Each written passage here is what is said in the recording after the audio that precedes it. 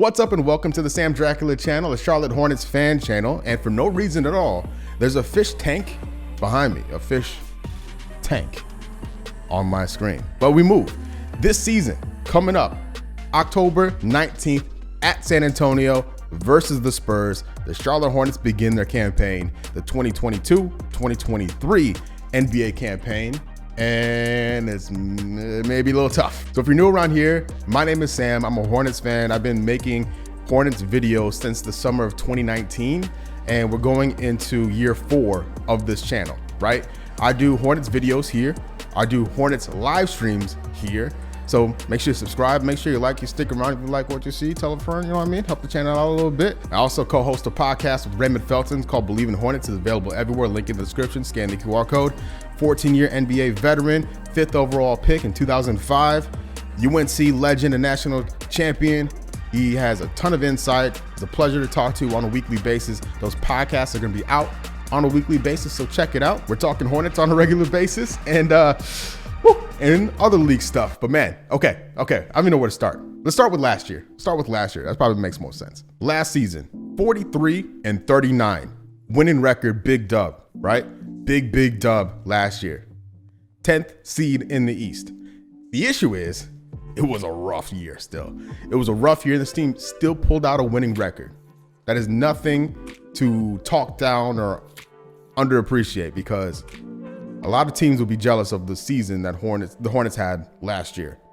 Outside of the play-in, another play-in disaster, back-to-back years, which led to Mr. Borrego, James Borrego, being dismissed from the team. On the positive side, LaMelo Ball emerged as an all-star. A certain player had a great breakout year. He's not with the team currently. Mitch Kupchak pulled off a deadline day trade, which is really rare, bringing in Montrezl Harrell to a positive effect. And the team overall was really fun to watch. It can be frustrating at times, quarter to quarter, game to game. The inconsistencies really, bit this team in the foot. You bite feet? What is that? Bite him in the foot? Shoot him in the foot? What's the phrase? Okay, this is what I meant. They shot themselves in the foot a lot last year. Between the winless overtime record during the regular season, the long losing streaks, it was a tough year last year, but the team was able to overcome it. But I think there are too many things against the Hornets this season to make up for it. So I got the whole team in here. I don't know how Tyshawn Alexander slipped in here, so ignore that and I'm gonna put him right there. Okay? Obviously, where's LaMelo? LaMelo, get well soon. He's gonna miss the start of the season. Nothing significant. He's not gonna be out for a significant amount of time, but doesn't send the, not momentum's the name of the game. We're on the opposite end of it right now, right? But this is going to be the starting 5. This will be the starting 5 to start the year. I do not think the season ends like this. I don't. I really don't. There's a few faces. I think obviously LaMelo will be there. I think PJ will be there. But I think there's a possibility. There's a timeline. There's an alternate universe where Terry, Hayward, and Plumlee are all gone, depending on what the Hornets want to do this year. There's a few different ways to tank, right? You can shut players down, right? You can offload your veterans for expiring contracts and draft pick compensation, right? You can wait for somebody to get hurt and put them in a deal to get a pick back, a la what the Pacers did, like with this trade. This is low-key tanking, right? For Indiana, right? They sent Karis LeVert and a second-round pick to Cleveland, who had an injured Ricky Rubio on an expiring deal. Rubio was never going to play the rest of the season, but the Pacers saw an opportunity to gain multiple draft picks by shipping Karis LeVert out of town, right? So in return, they sent out LeVert. They got an injured Ricky Rubio, who everyone knew was going to go back to Cleveland when he was healthy again next season after his contract expired. But also they received a first-round pick and 2 seconds. The Hornets can get involved with these type of tanking tactics if they find the right suitor, right? Find the right partner. If there's a right injury, Plumlee expiring, Oubre expiring. That they can get involved in something like that if they're crafty enough, if it's opportune. This is also something that could happen. Russell Westbrook is going to start the season with the Lakers on the bench. I think a lot of teams are going to see an opportunity to acquire Russell Westbrook and potentially some of those Lakers picks for some of their veterans to send back to LA. Like Terry and Hayward for Westbrook works straight up money wise. You can't really do it here, but if I'm the Hornets, I demand some of the Lakers' unprotected picks right here in this deal to make this happen. But there's gonna be a lot of competition for it, because speaking of the Pacers, like, they have their own deal to make, which I think is a better deal player-wise. This fits the Lakers way better, getting Turner and Hield for Westbrook. I think that makes a lot more sense. They were hot and heavy over Hield before they traded for Westbrook. I think we see this happen. But if the Hornets get there first, they can make this deal happen. This is a more obvious version of tanking. There's no subtlety to this. If they do this, if the Hornets do this, which I'm here for, because Wembanyama, best prospect since LeBron, I'm here for it. I got the fish tank on for a reason. So during one of my preseason live streams, I asked this: should the Hornets tank? 157 votes, 66% of the people said yes. I didn't vote in this, but yes is my answer. Yes, they should tank. Yes, yes, yes. Whether we want to or not, honestly, because I think the East is gonna be gross. Like, the Hornets there's a scenario where the Hornets could try their best, honestly, and still be one of the worst teams in the league. Like, that's in the realm of possibilities here. But Steve Clifford brought in to be the new head coach for the Charlotte Hornets. I like it. It is a bit boring because we've seen it before. But given what the Hornets' issues were last year, late game situation, just game awareness and defense, I think Clifford will bring that. I think he has the resume, the skill set to get the most out of this team. Like, I like Clifford. I'm excited to see him during preseason. You can hear him barking out orders on the defensive end. Like, I like it. I don't remember hearing that from Borrego. Clifford seemed really locked in and vocal when the team is defending the half court. So I'm here for it. I like Clifford. But this is the team. LaMelo, obviously point guard, Terry Rozier, Gordon Hayward, PJ Washington, Mason Plumlee. This is the five to start the year. We'll see what happens during the year, but I think when we roll out against the Spurs, obviously LaMelo won't be healthy available during that time. Terry Rozier will be the point guard when the season begins with LaMelo out. But this is the team. This is the team we have to work with, to watch this year as Hornets fans. For LaMelo, when's he going to be back? What's he going to look like when he's back? I didn't think he looked particularly good in the preseason, but hey, it's preseason. When the games are on and for real, what type of LaMelo are we going to get? Like, is he going to continue to ascend, and can he get into the All-NBA conversation? He definitely has a skill set to do so. I'm curious, like, are we going to see more discipline from him? He picks up a lot of cheap fouls. He was top 10 in the league last year, fouls per game. He's on a list with a bunch of centers, and he needs to work on that discipline and then be more aggressive on the other end, getting to the line. And he's working with former officials to learn more about it, which I respect. And I like that. I like that ingenuity a lot. If this team has a chance at being a playoff team, like a top 6 team, it's going to be because LaMelo becomes an all-NBA player. Like, that's what's going to have to happen for this team to rise up out of the play-in depths, right? If they're really going for it. Like, we're talking next level, like 27, 7, and 9 or something like that type of year for LaMelo. Terry, year one of his extension, I think everyone knows what to expect from Terry Rozier. I have no questions about him. Like, we know what we're getting in a good way. Gordon Hayward, man, LaMelo and Gordon. If Gordon can play 70 games and LaMelo rises to an all-NBA level, this team could be a 6 seed. But those are big ifs. More so on this side. I think it's more likely LaMelo becomes an all-NBA player than Hayward plays 70 games. Gordon missed a lot of preseason, but I have no doubts about his skill set and his ability. I just want him on the floor. Like, I like watching him play. And I'm hopeful that we'll get to see a lot of him this year. PJ's in year 4, going into a contract year. I have high hopes to be that two-way defender that every team in the league kind of needs, right? That guy, they can stretch the floor a little bit. I think PJ's skill set can go a long way, and I think he'll be rewarded next summer by the Hornets. Mason Plumlee, expiring contract. Nikola Plumlee dropping dimes left and right. Plumlee going into last year of his deal. You got Mark Williams behind him. You got Nick Richards behind him. I think he loses the starting spot at some point this year because one of those other guys rises up to take it. Not that he dips down, but I think at some point this year, Nick Richards and Mark Williams are going to leap up. Matter of fact, let me show you. Yeah, Mark Williams and Nick Richards. I think at some point, one of these guys is going to step up in a big way.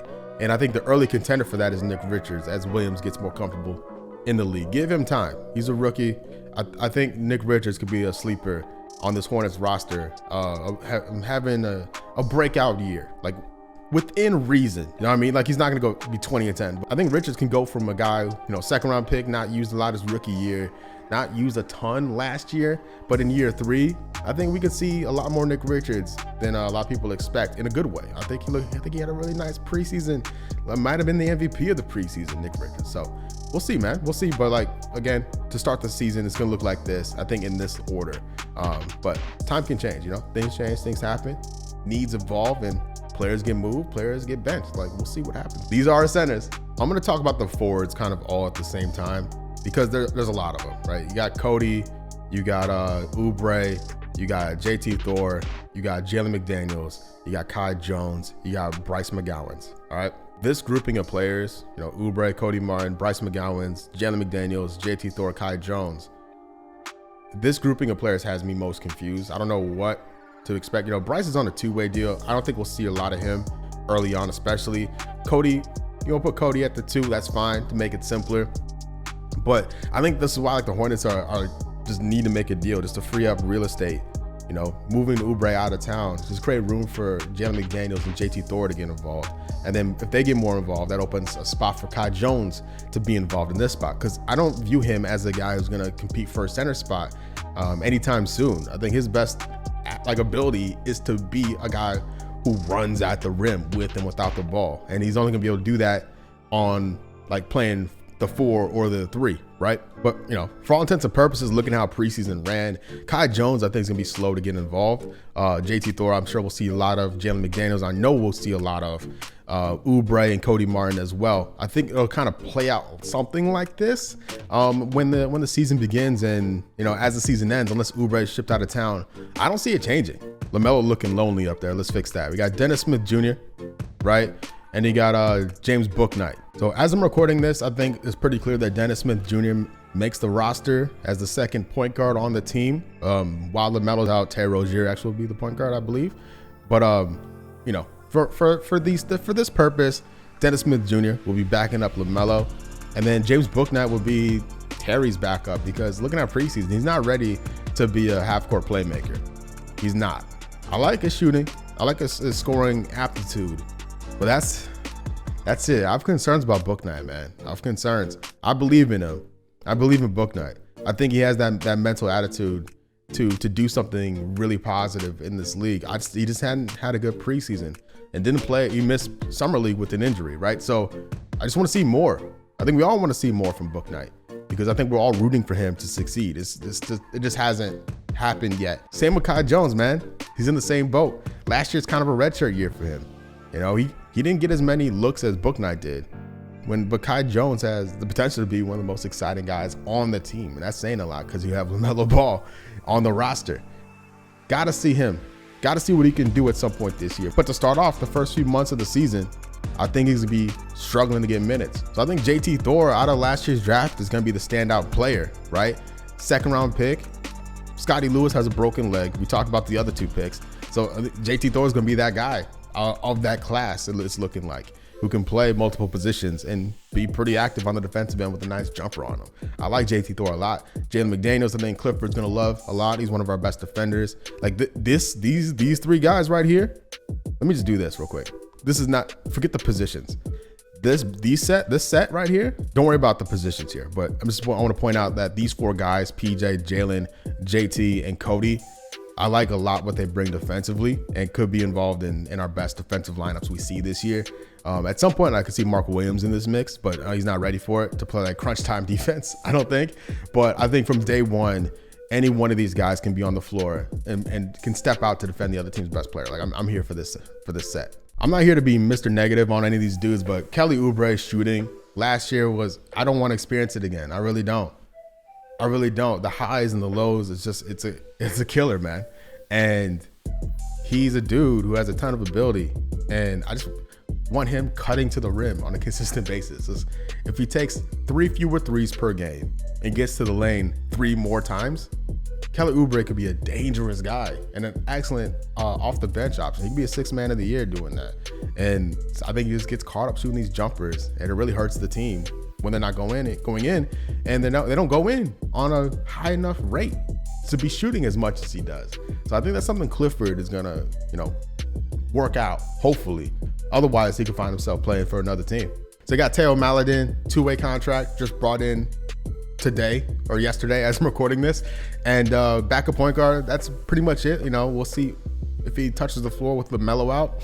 But, you know, he's there for depth. But you see this, you know, y'all see how many players they have here? You see what I'm seeing? This is the team minus one player. Who's that player gonna be? Maledon is on a two-way contract. Bryce McGowan's on a two-way contract. The Hornets have an extra roster spot. I'm really curious to see what they do with it. Really curious to see what they do with it, you know? This is also worth noting, just to be mindful of. Back in 2021, the Hornets traded a #1 pick, a protected #1 pick, to get back into the first round to draft Kai Jones. That pick is top 16 protected this year, and then lottery protected the next 2 years. And then if it doesn't convey, it becomes 2 2s. But just be mindful of that. It's a piece the Hornets could use in a trade. If they want to keep it, they better keep it, because that's going to be a really good pick this year. But it's just something to be mindful of. So along with their own pick, the Hornets will also have the Nuggets first round draft pick. That pick is lottery protected. It's top 14 protected. Nuggets are going to be very good. So it'll be the Hornets pick. So no worries there. The Hornets will have 2 first round draft picks in this upcoming draft. Maybe they could do something with it on draft day between now and then. I don't know, but just it's something to be mindful of as the season plays out. As you're looking up Wembanyama and Scoot Henderson highlights and hoping for the best. You know, before LaMelo got hurt, the over-under for Hornets wins was 36.5. Again, I did another poll during one of my streams during the preseason. 128 votes, 69% said more. They took the over on 36.5. And then LaMelo got hurt. The number changed to 34. And now, in this poll, 132 votes, 51% took the under on 34 wins. So as a Hornets fan, I'm concerned about some combination of these 3 teams taking our spot in the Eastern Conference, right? Could be 1, could be 2, could be all 3. I don't know, but I'm mostly concerned about being passed up by the Knicks, the Wizards, and to a lesser degree, but possibly the Magic. Hornets need talent. Best way to do it is through the draft, and there's some serious top-end talent. So I fully endorse tanking this year. So I say they win less than 34 games and then end up somewhere 11 or 12 in the Eastern Conference. But we'll see. If they do that Westbrook deal, they have a shot of being 13th or 14th. I'll tell you that right now. But assuming no trades, I think this team ends up 11 or 12th in the East. So thank you so much for watching. I appreciate it. Make sure you like, make sure you subscribe. I'll be live streaming during the opening night game, 8 o'clock on October 19th at San Antonio, 8 o'clock Eastern, at San Antonio. And we'll see what happens, because that team is trying to tank for sure. That game could be a tank off. So we'll see. No, I think the Hornets will be competitive out the gate. But genuinely, I think December, January, that's when we could see a flip switch, depending on if this team starts off slowly. Because honestly, no one's getting fired this year. Like Clifford just got hired.